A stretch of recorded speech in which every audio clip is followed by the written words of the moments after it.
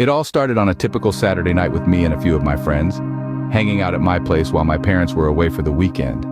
But what ended up happening that night is something traumatic I will never ever forget. One of my friends, let's call her Emily, was the one to come up with crazy ideas that always made everything fun. She suggested we explore my basement and see if we can find anything interesting.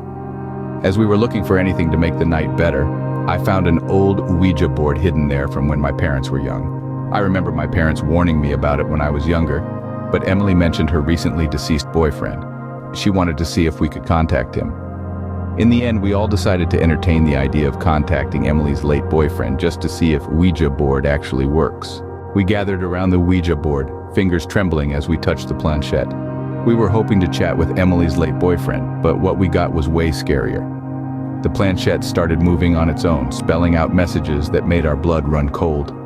We tried to bail, but it was like something was holding us there, refusing to let us go. That's when things got really horrifying.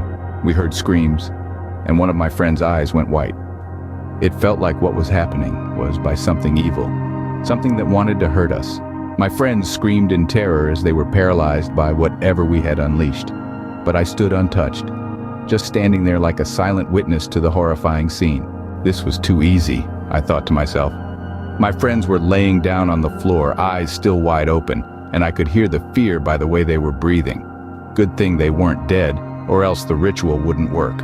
I grabbed a knife from the kitchen and began chanting as Elle continued on with the ritual.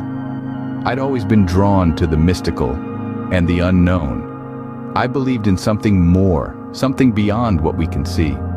And that night, I realized that I wasn't alone. I'd already made a pact with the devil, trading a piece of myself for understanding and enlightenment. The things that happened that night wasn't scary for me. It was a gift. It showed me who I really am and what I'm capable of.